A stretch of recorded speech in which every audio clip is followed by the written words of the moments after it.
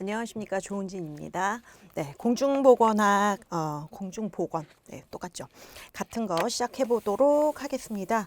챕터 1부터 한번 보시면요, 공중보건의 이해가 나와 있습니다. 그리고 제목 아래에는요, 학습 목표가 있으니까 네, 수업에 임하시기 전에 학습 목표 한번 확인을 해 주시고요. 먼저 네모박스 1번 보시면은 공중보건의 기초가 나와 있죠. 그리고 동그라미 1번에 공중보건, 그리고 이제 공중보건학의 개념을 먼저 보시면 괄호 1번 정의가 나와 있어요. 1번 동그라미에 보시면은 윈슬로우의 정의가 나와 있는데요. 첫 번째 줄 한번 읽어보도록 하겠습니다.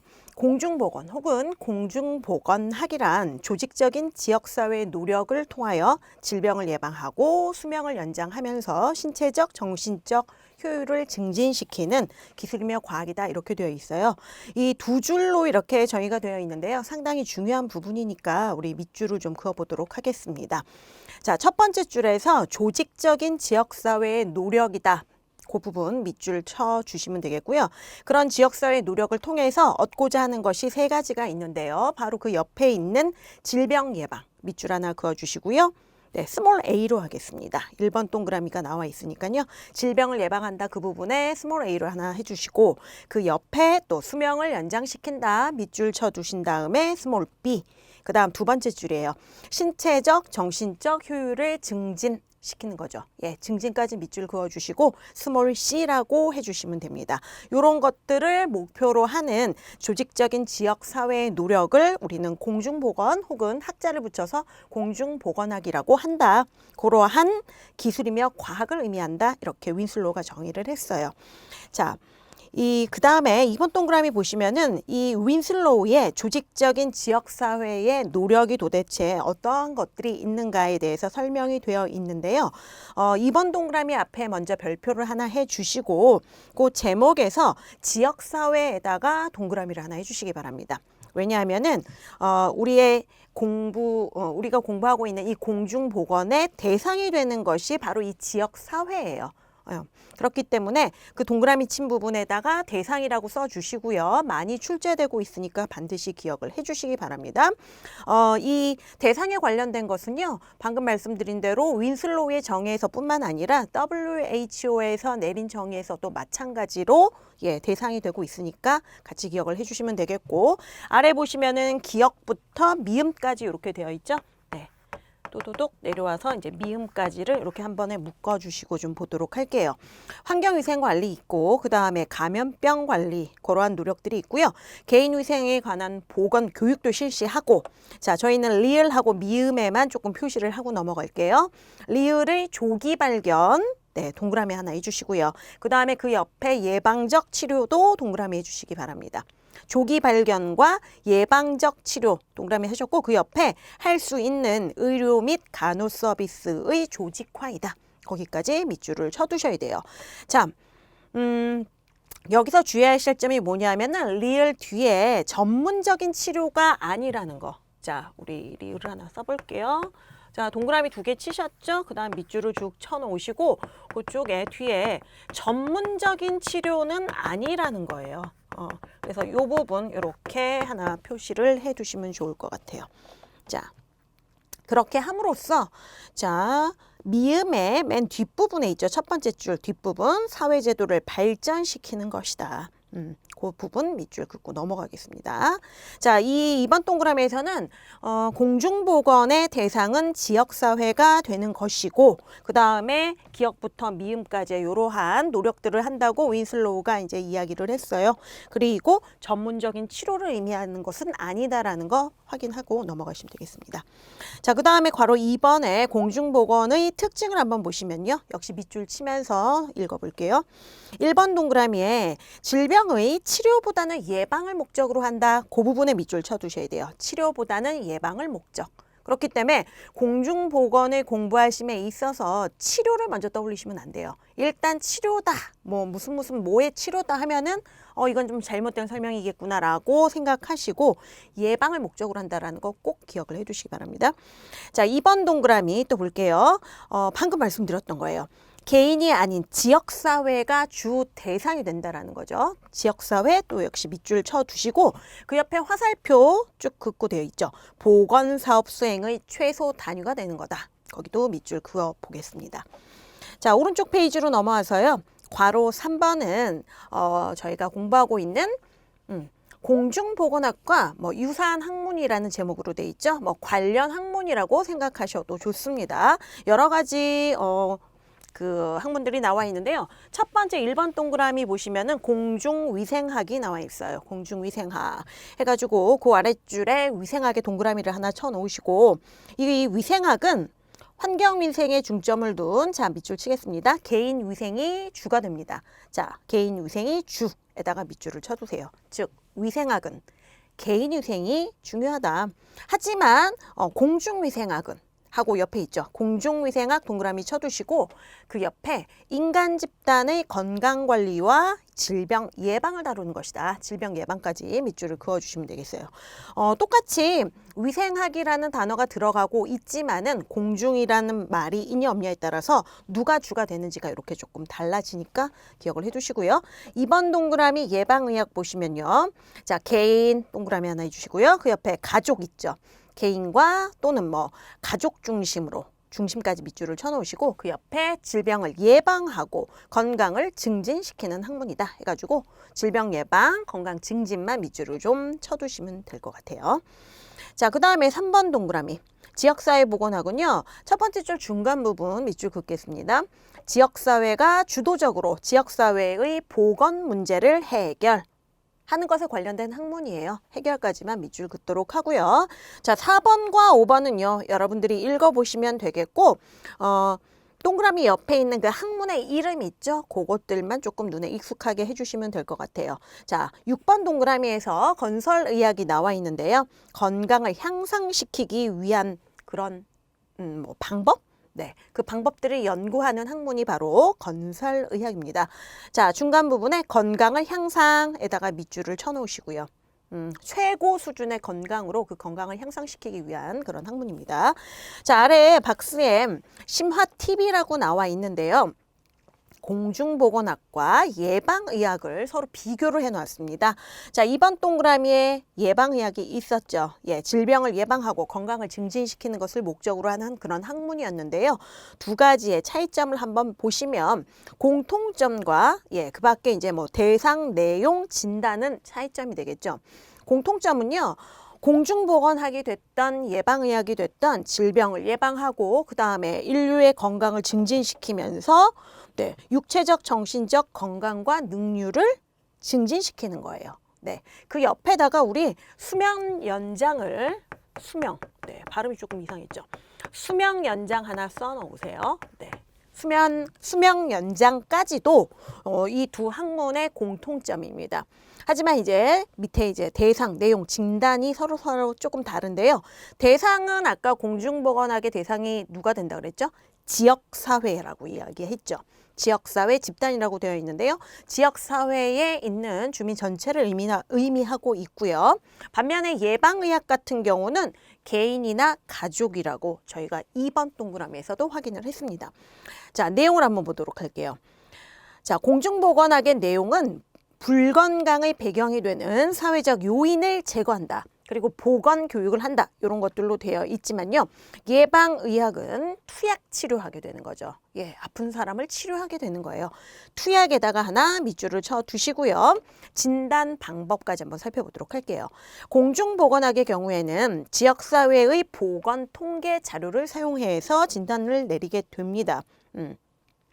이 내용에는요, 요 부분에는 그 지역사회의 요구라든가 그 지역사회가 갖추고 있는 자원 등을 파악하고요. 또 문제, 보건 수준 이런 것들까지 지역사회가 안고 있는 문제, 그 다음에 그 지역사회 보건 수준 이런 것들을 다 파악하게 되는 거죠. 보건통계 자료를 통해서. 반면 예방의학은요. 임상진단이라고 되어 있고요. 질병의 원인을 파악하는 거예요. 임상진단 옆에다가 괄호 열어 놓으시고 역학이라고 써주시면 되겠습니다. 대부분 역학으로서 진단을 하게 되는 거죠. 자, 이렇게 심화팁 한번 살펴보셨고요. 그 아래에는 괄호 4번 앤더슨의 공중보건 사업 수행의 3대 요소가 있습니다. 자, 괄호 4번에다가 동그라미를 이렇게 하나 쳐두세요. 자, 앤더슨 옆에 공중보건 사업의 그 수행 3대 요소, 네, 거기다가 밑줄을 쳐두세요. 공중보건 사업 수행의 그 3대 요소, 예, 꽤 자주 빈출되고 있는 그런 내용들입니다. 미국의 미네소타 대학의 교수였던 앤더슨은 공중보건의 목적을 달성하기 위한 3요소로서 무엇을 꼽았냐면요. 두 번째 줄에 우리 밑줄 긋도록 하겠습니다. 자, 1번 동그라미 보건 서비스. 보건 서비스에다 밑줄을 하나 그어주시고, 그 다음에 2번 동그라미 바로 옆에 있어요. 법규에 의한 규제 밑줄 해두시고 2번 동그라미. 그 다음에 3번 동그라미는 보건교육입니다. 자, 요렇게 네, 번호가 점점 위로 올라가고 있는데요. 자, 보건 서비스는요. 요렇게 써두셔도 돼요. 보건 요 사이에다가 뭐 보건 행정 서비스 이렇게 이야기해도 같습니다. 자, 이렇게 되어 있고요. 뭐 이 내용은요, 봉사 행정을 의미하는 거예요. 봉사 행정. 자, 밑에 여백이 조금 있으니까요, 그 부분을 써두셔도 괜찮을 것 같아요. 자, 보건 행정 서비스라는 것은 봉사 행정이다. 네, 이렇게 써두시고, 뭐 지방자치단체라든가 국가의 봉사를 의미하는 것입니다. 서비스를 제공하고요. 지역사회에서 개입을 하게 된다. 그런 의미를 가지고 있어요. 그 다음에 2번 동그라미에 법규에 의한 규제, 통제행정이라고 하는데요. 자, 딴 색깔로 해볼게요. 2번은 통제행정입니다. 통제행정. 뭐 예를 들자면요. 금연에 관련된 이런 법규에 의한 규제를 보면은 뭐 이렇게 예전에는 심지어 뭐 비행기나 버스 안에서도 담배를 피웠었던 적이 있었다고 하죠. 네, 전혀 상상이 되지 않는데 현재는 뭐 실내에서는 물론이거니와 지정된 장소가 아니면은 예, 담배를 피울 수가 없잖아요. 그런 식으로 법규와 제도가 여기에 포함되어 있습니다. 그런 것들이 여기 들어가 있는 거고요. 세 번째 동그라미에 나와 있는 보건교육은요. 조장행정이라고 해요. 조장. 뭔가를 일으키는 거죠. 조장행정. 이렇게 써두시면 되고, 네, 앤더슨이란 분이 공중보건 사업 수행을 할 때 필요한 3대 요소라고 네, 찝어주신 겁니다. 자, 이 중에서 최고는 뭐다? 예, 교육이 상당히 중요하죠. 그렇기 때문에 두 번째 줄 뒷부분에 보시면요. 가장 중요한 것은 보건교육 해가지고 보건교육에다가 동그라미를 하나 쳐놓고 넘어가도록 하겠습니다. 자, 다음 페이지로 보시면요. 큰 동그라미는 2번이네요. 공중보건의 발전 과정이 나와 있습니다. 자, 이거는 뭐 쉽게 역사라고 생각하시면 돼요. 공중보건의 역사라고 생각하시면 되는데 사실 여러분들 공부를 해보셨겠지만 뭐 역사든 세계사든 한국사든 세계사든 역사가 상당히 좀 어렵잖아요. 여기도 마찬가지예요.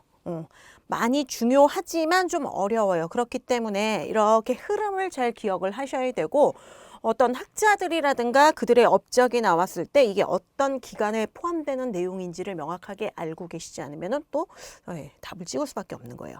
그렇기 때문에 먼저 흐름을 파악하시고 각각 시대 이름, 사실 또 시대 이름도 좀 복잡할 수 있거든요. 헷갈릴 수 있어요. 그렇기 때문에 시대 이름 잘 기억하신 다음에 그 시대의 각 특징, 그 다음에 그 시대를 대표하는 학자들의 뭐 업적과 학자 그 자체의 그 연구한 것들, 뭐 저서들 이런 것들을 좀 잘 기억을 하고 계시면 됩니다.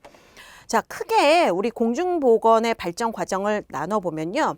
괄호 1번에 고대가 나와 있고요. 그 다음에 괄호 2번이 중세입니다. 그 다음에 3번 괄호 보시면은 오른쪽에 문예부흥기 나와 있고요.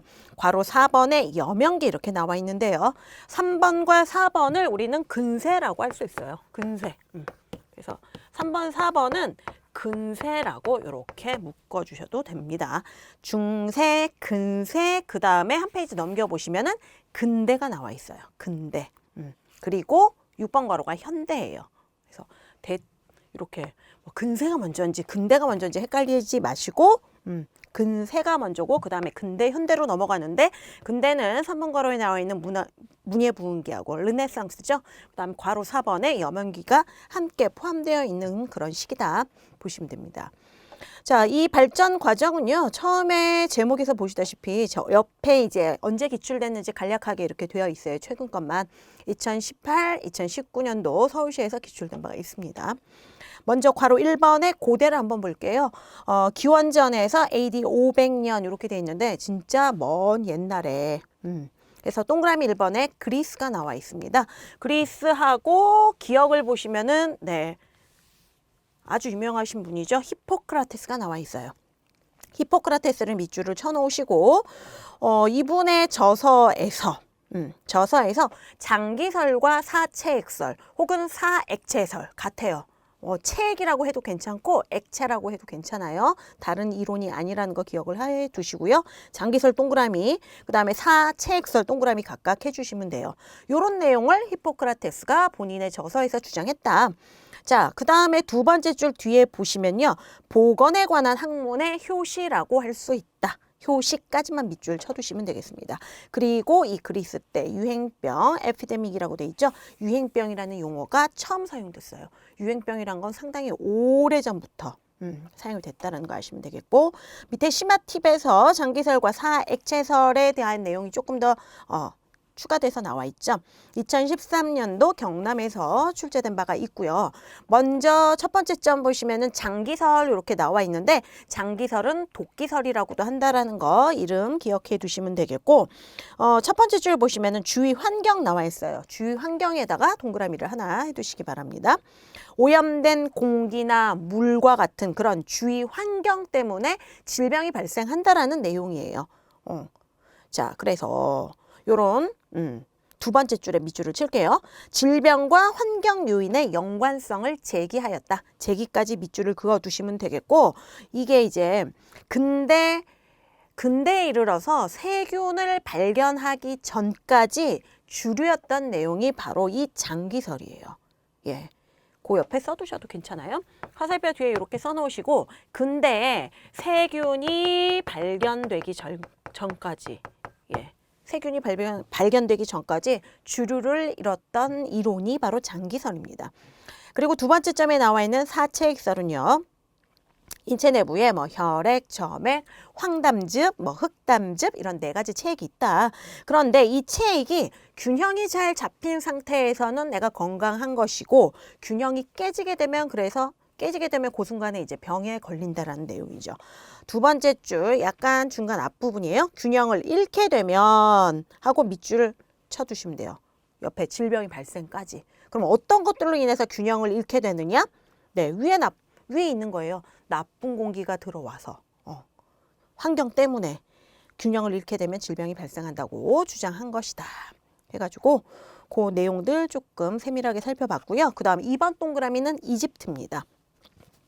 기억은 여러분들 읽어보시면 되겠고, 니은으로 들어갈게요. 니은 동그라미에 함무라비 법전에다가 밑줄을 그어주세요. 상당히 무서운 법전이죠. 예, 눈에는 눈, 이에는 이로 보복해 줄 거야. 그 내용을 가지고 있는 게 이제 함무라비 법전인데요. 그런 내용만 가지고 있었던 것이 아니라 그 옆에 바로 나와 있어요. 의료제도 하나 밑줄 그어주시고, 뿐만 아니라 의사의 지위에 관련된 내용도 함무라비 법전에 기록이 되어 있었다. 그래서 의사 지위에 관한 기록, 그런 내용들도 법전에 수록이 되어 있었다는 거죠. 거기 밑줄 쳐주시면 되겠고요. 그 아래 3번 동그라미로 넘어가겠습니다.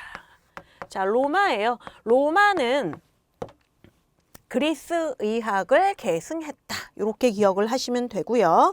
기억 보시면 네, 로마에 관련된 그 다큐멘터리를 한번 본 적이 있는데 오래전인데도 아주 엄청난 시설들을 가지고 있더라고요. 기회가 되시면 여러분들도 꼭 한번 봐주시는 것도 괜찮아요. 예, 여러 가지에 도움이 될 것 같아요. 기억에 대규모로 상하수 시설이 건설돼 있다 그랬죠. 예, 상하수도 시설까지 밑줄을 쳐두세요. 예, 그 일부는요. 뒷부분에 나와 있는데요. 오늘날에도 사용할 수 있을 정도로 아주 튼튼하고 과학적으로 잘 지어져 있습니다. 그리고 니은 보시면요. 위생이란 용어가 처음 사용 밑줄 쳐두시고요. 예, 위생에 동그라미 칠게요. 위생. 누가 그랬냐면요. 누가 얘기를 했냐면은 갈레누스 좋아요. 갈레누스. 그 포털을 찾아보니까 갈레누스, 뭐 갈레노스 이렇게도 되어 있고요. 여러분들이 들어보신 이름으로는 갈렌이라는 이름을 들어보셨을 거예요. 뭐 문제집 풀어보시거나 할 때 보면은 갈렌이라는 이름으로 나오기도 하거든요. 같은 사람이라는 것을 알아주시면 돼요. 예, 위생이라는 용어를 처음 쓴 사람은 갈레누스인데 이 사람 이름은 갈렌으로 표기되기도 하고요. 갈레노스로 표기되기도 합니다. 자, 그렇게 표시해 주시면 되겠고, 옆에 뭐 집집마다 목욕장이 있고, 뭐 시내에는 시체의 매장이나 화장을 금했고, 환경이 상당히 신경을 썼습니다. 자, 그 다음 디귿 보시면요. 중간 살짝 뒷부분에 공중보건 서비스가 발달했어요. 로마에서는.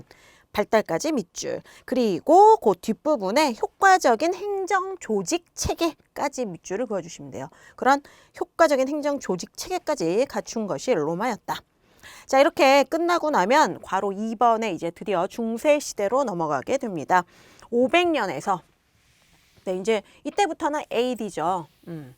서기로 이제 넘어가는데 500년에서 1500년까지 아주 긴 기간을 의미하고 있는데요.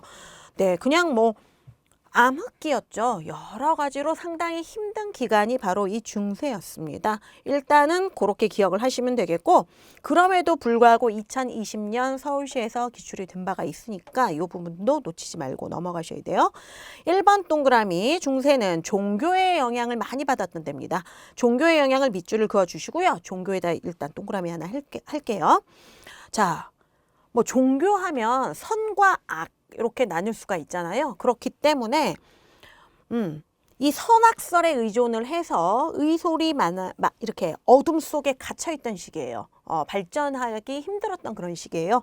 자, 옆에 첫 번째 줄 중간이죠. 의솔의 암흑기에다가 밑줄을 하나 그어주시면 되겠고, 어떤 정도였냐 하면은 한번 읽어보시면 질병의 원인은 네가 죄를 지었기 때문이야. 그 죄에 대한 대가로서 네가 아픈 거야. 이런 식으로 생각을 했던 거죠. 자, 2번 동그라미로 넘어갈게요.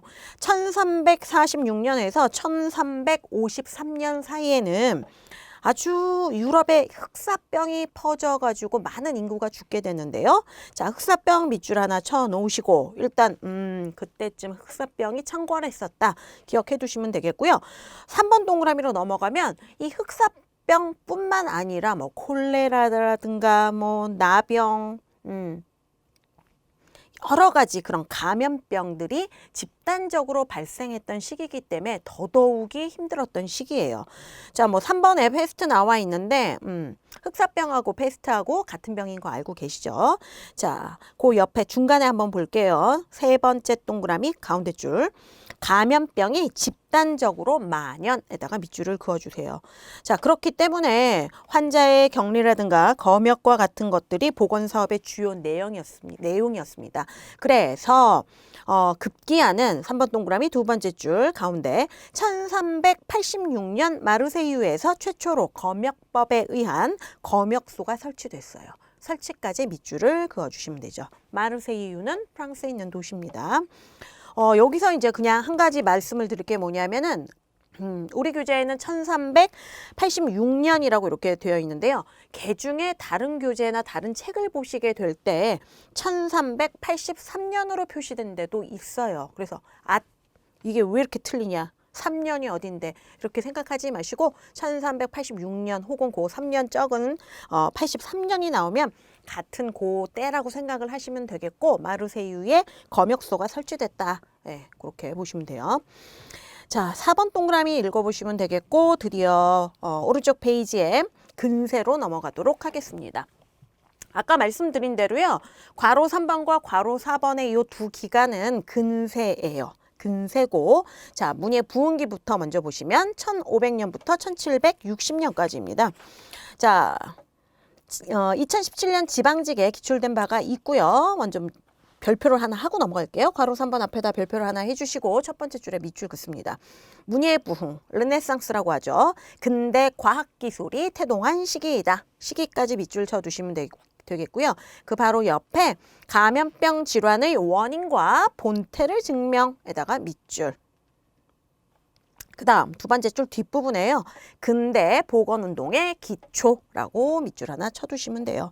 자, 그 아래 보시면은 1번 동그라미부터 5번 동그라미까지 이렇게 나와 있습니다. 요거를 이렇게 다 묶어 놓으셔야 돼요. 뭐 여러 학자들이 있었겠지만 우리가 꼭 기억을 해줘야 될 그런 분들이 나와 있어요. 자, 1번 동그라미에는 1530년대에 프라카스트로, 프라카스트로라고 표기되기도 합니다. 프라카스트로에다 밑줄을 쳐놓으세요. 자, 그 옆에 보시면요. 감염병이 최초로 이론화되었습니다. 감염병 동그라미 해놓으시고 옆에 최초로 이론화. 이 프라카스트로가 눈에 보이지 않는 뭔가가 있어. 이것 때문에 감염병이 생기는 거야. 라고 뭔진 잘 모르겠지만 뭔가가 있어. 라고 이론화 시켰다. 그 다음에 2번 동그라미. 우리 이제 2번 동그라미에다가 다른 색깔로 한번 조금 더 이렇게 동그라미 하나 더 칠게요. 1662년입니다. 자, 영국의 그라운트에다가 밑줄을 쳐놓으시고요. 자, 두 번째 줄 볼게요. 최초로 수량적으로 분석했어요. 그 분석한 내용은 앞에 나와 있어요. 기혼자는 몇 명이고 독신자는 몇 명이냐, 남녀의 수는 몇 명이고 사망자 수 뭐 이런 것들을 이제 최초로 수량화했다라는 거죠. 즉 최초의 보건 통계라고 생각하시면 돼요. 그 다음 3번 동그라미에 1670년대에는요. 윌리엄이란 분이 영국 통계학자인데요. 자, 이러 해가지고 세 번째 줄에다가 밑줄 칠게요. 보건행정의 과학화를 뒷받침했습니다. 자, 그 다음 4번 동그라미에 1683년 레벤훅에다가 밑줄을 그어주세요. 과학 시간에 여러분들 많이 들어보셨을 텐데 이 레벤훅이 현미경을 발명했죠. 예, 발견보다는 발명이 더 적합한 표현인 것 같습니다.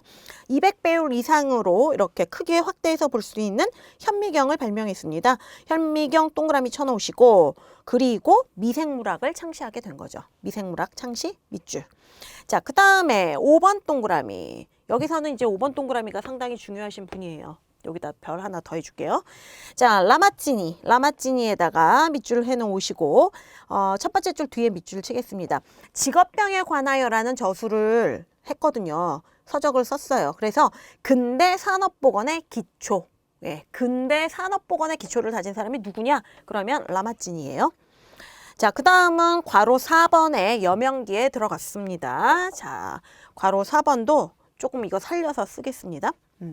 괄호 4번에 여명기. 일단 괄호 4번도 별표를 하나 하고 넘어갈게요. 자, 산업혁명의 영향으로 근로자들의 도시 집중화를 초래하여 보건 문제가 사회 문제화되었던 시기예요. 첫 번째 줄을 밑줄을 쫙 쳐놓으시고요. 그래서 공중보건이라는 사상이 싹트게 되는 계기가 되었습니다. 이 여명기 때. 왜냐? 한마디로 얘기하면 산업혁명 때문에 도시로 인구가 모여들게 돼서 밀집됐죠. 그래서 공중보건 사상이 싹트게 됐다. 그 내용 꼭 기억을 해 놓으시고 두 번째 줄에 보시면 즉 뒤에 있죠. 거기다 괄호를 좀 칠게요. 인구의 도시 집중화로 인해서 도시가 너무 팽창돼 가지고 불량한 위생 상태, 뭐 비위생적으로 오물이라든가 오수 처리가 잘 안 돼서 그런 것들, 뭐 불량한 작업 환경 이런 걸로 인한 근로자의 건강 악화, 뭐 불량 주택 개선 문제 이런 것들이 논의된 거예요. 맨 마지막 줄에 논의까지 이렇게 그 내용들을 괄호를 쳐서 보시면 되겠고요. 자, 1번부터 5번까지 역시 이렇게 묶어주세요. 중요해요. 근데 여기서는요. 별표를 조금 더 여러 개 할게요. 2번에도 별표를 하나 해주시고 3번에도 별표를 하나 해주시고 보겠습니다. 1775년에 영국의 포트란 분이 있는데요. 포트 동그라미 칠게요. 이번에는. 자, 이분은 굴뚝 청소부에게서 최초로 직업성 암인 음낭암을 발견하게 돼요. 직업병이면서 암인 음낭암 발견. 밑줄. 그 다음에 2번에 1798년 역시 영국의 제너 동그라미를 쳐놓으시고요. 천연두 접종법 밑줄. 그 다음에 3번 동그라미 1800년경 영국의 프랭크. 예, 영국 분들이 아주 앞장섰죠. 프랭크도 동그라미 쳐놓으시고 옆에 최초의 공중보건학 저서 밑줄 쳐놓으시고요. 전의사 경찰 체제. 별로 공중보건학이랑 연관이 없는 것 같은 그 제목인데요. 전의사 경찰 체제가 최초의 공중보건학 서적이라는 거 꼭 기억을 해 놓으시고요. 이런 것들을 저술함으로써 보건행정의 기틀을 확립하게 돼요. 3번 그 옆에다가 보건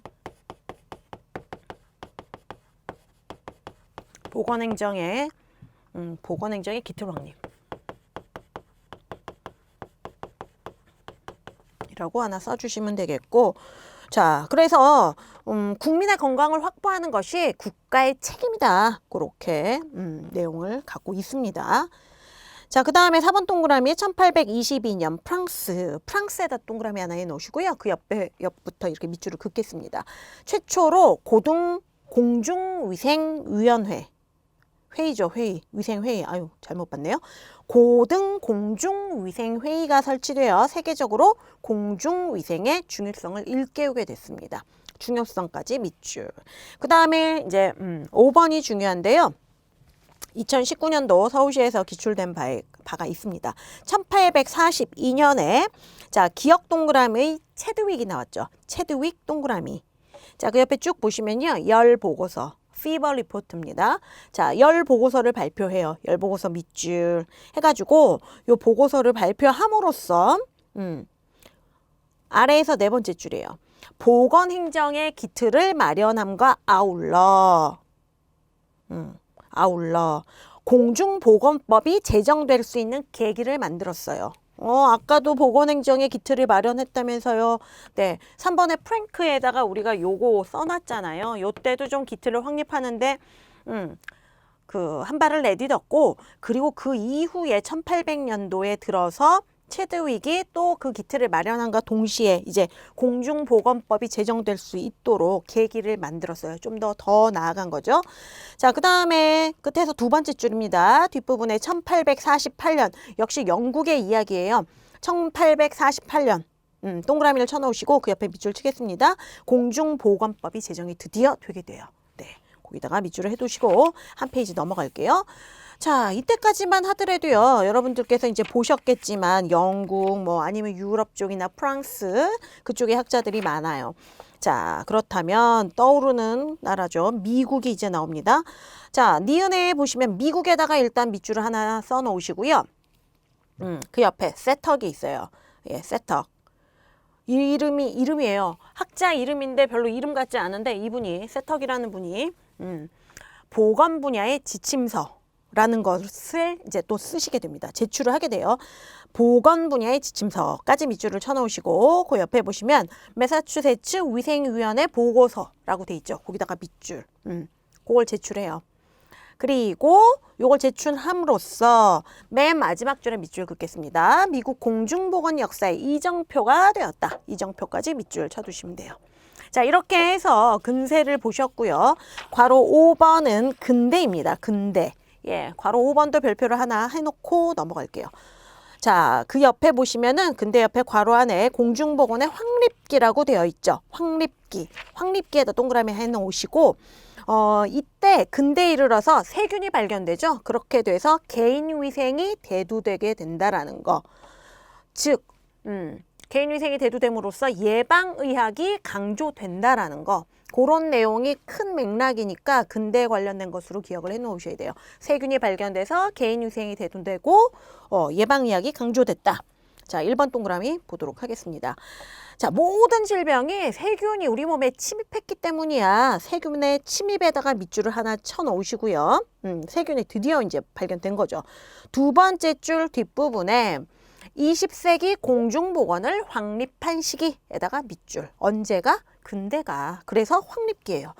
자, 2번 동그라미. 세균학, 면역학 발전. 에다 밑줄. 뭐 이런 것들이 발전함으로써 그 옆에 바로 밑줄 칠게요. 끊어서 치세요. 예방의학적 사상이 시작. 네, 제가 아까 이제 예방의학이 강조됐다고 말씀드렸잖아요. 이제 막 시작됐어요. 그리고 또 그 옆부분에 역학조사가 대두에다가 밑줄을 쳐놓으시고 네, 3번 동그라미로 넘어갑니다. 3번 동그라미의 앞에다가 별표를 하나 해주고 볼게요. 1855년 땡땡 뒤에 영국의 존 스노우에다가 밑줄을 쳐놓으세요.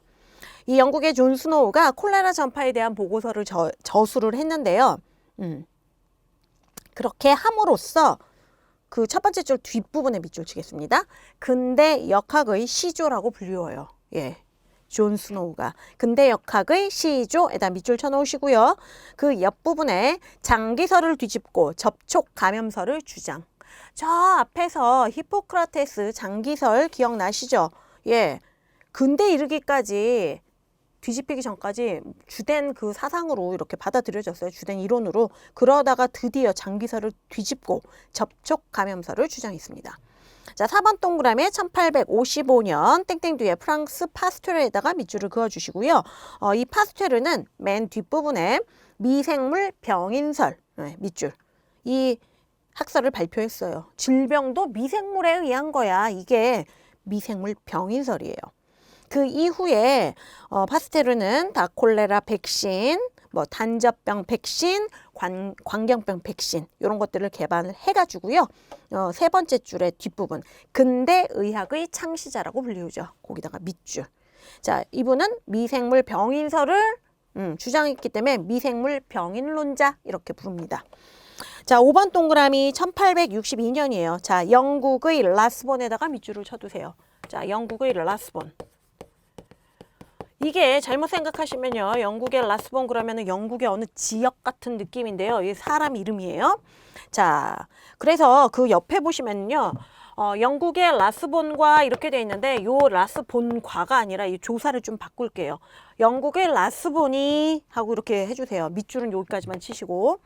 자, 뭘 하셨냐면 뒤에 최초로 방문간호 사업을 실시하여 오늘날 보건소 제도의 효시가 됐습니다. 자, 최초로부터 해가지고 효시까지 밑줄.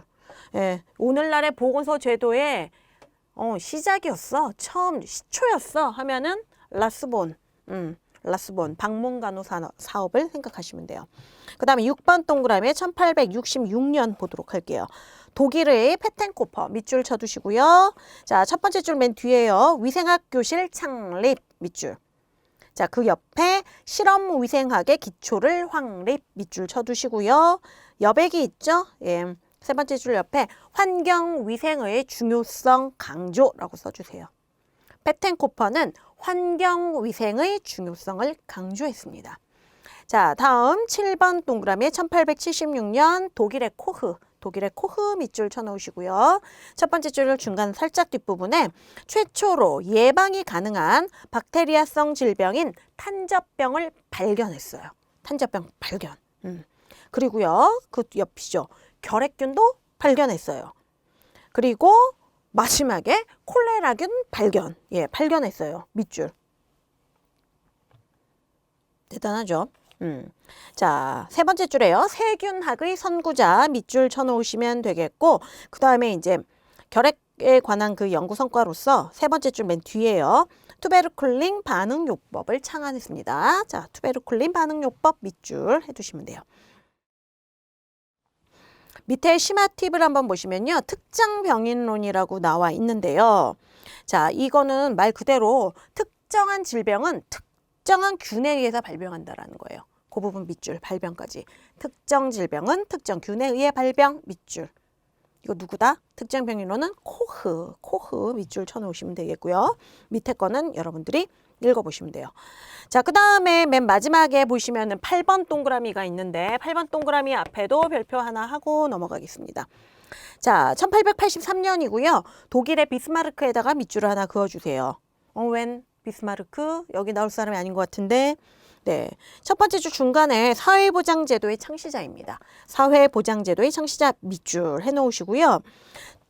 첫 번째 줄 맨 뒤에 최초의 사회보험법인 근로자질병보호법을 제정했어요. 제정까지 밑줄 쳐주시면 되겠습니다.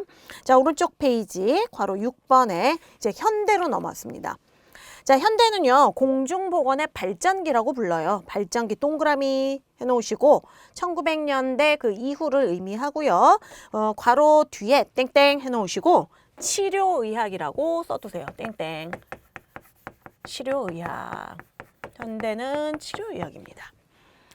자, 1번 동그라미 보시면은 첫 번째 줄 여러분들 읽어보시고 두 번째 줄에 밑줄 그을게요. 두 번째 줄 뒤에 보시면은 뒷부분에 도시화 산업화가 있어요. 도시화 산업화 밑줄.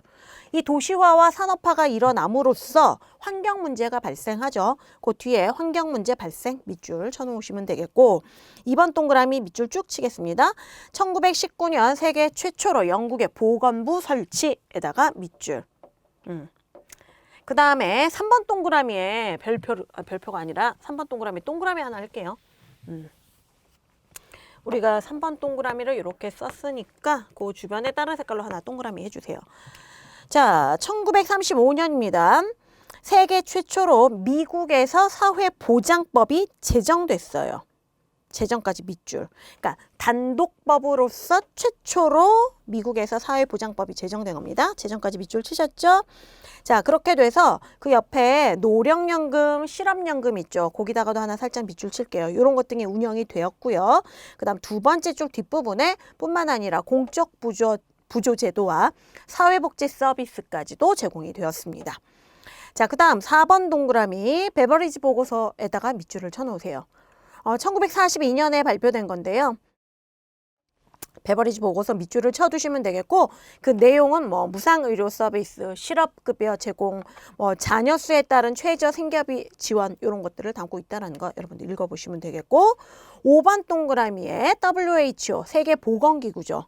예, 요게 이제 만들어진 거예요.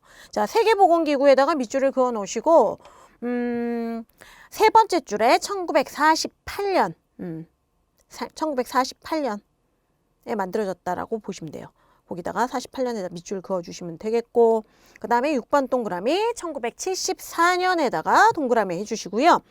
라론드 보고서가 발표되는데요. 라론드 보고서에다가 밑줄. 이 보고서는요. 그 옆에 밑줄을 쭉 치도록 하겠습니다. 보건행정을 의료 중심에서 건강 증진 중심으로 바꾸는 계기를 마련하게 된 게 바로 이 라론드 보고서예요. 그렇게 기억을 해 놓으시고 세 번째 줄부터 한번 볼게요. 이 라론드 보고서에 따르면은 개인의 건강을 결정하는 요인들로는 뭐 유전적인 것도 있고 환경도 있고 나의 생활 습관도 있고 뭐 의료 서비스 뭐 이런 것들로 구분을 할 수 있는데 그중에 제일 중요한 거는 그 사람의 생활 습관이다예요. 자, 우리 개인의 생활 습관 51%까지 거기까지 하나 살짝 밑줄 쳐놓고 넘어갈게요. 그 다음에 7번 동그라미 이제 러시아 나왔는데요. 1978년 1차 보건의료를 확립에다가 밑줄. 네, 그런 사건들이 있었어요. 자, 지금 이렇게 되게 숨가쁘게 괄호 1번 고대에서부터 괄호 6번의 현대까지 쭉 보셨는데요. 그 밑에 공중보건의 역사 해가지고 간략하게 표로 정리를 해주셨죠. 요거 아까도 말씀드렸지만 전국 지역에서 거의 매년 출제되고 있으니까 반드시 기억을 해 놓으셔야 돼요. 중요한 것만 밑줄 쪽쪽 긋고 마무리하도록 하겠습니다. 고대는요. 장기설 밑줄 하나 쳐놓으시면 되겠고요. 주요 연구자 히포크라테스 밑줄. 갈레누스는 갈렌 요거 이름 같다고 말씀드렸고요. 중세 때 상당히 어두운 시기였지만 그 덕분에 검역소가 설치되었어요. 검역소 동그라미 해놓으시고요. 누구 때문에? 감염병 중에서 특히 패스트 때문에 설치가 되었습니다. 자, 근세는 문예부흥기, 르네상스하고 여명기, 산업혁명 때죠. 그 두 시기를 합쳐서 근세라고 하고요. 먼저 문예부흥기를 보시면 산업의학의 시초다. 그 부분 밑줄 해놓으시면 되겠고 라마찌니가 상당히 중요하다고 말씀드렸죠. 라마찌니 밑줄. 그 다음에 여명기에 이르면요. 거기는 읽어보시면 되겠고 체드윅에다가 밑줄 하나 해주시고 그 옆에 프랭크를 한 사람 더 써두세요. 즉 제너, 체드윅, 프랭크. 그래서 체드윅의 밑줄하고 프랭크 하나 써두시라고 했고요. 근대는 확립기라고 부르고요. 자, 예방의학, 세균학설 밑줄 쫙 칠게요. 그리고 특정 병인론. 예, 코흐라고 얘기했죠?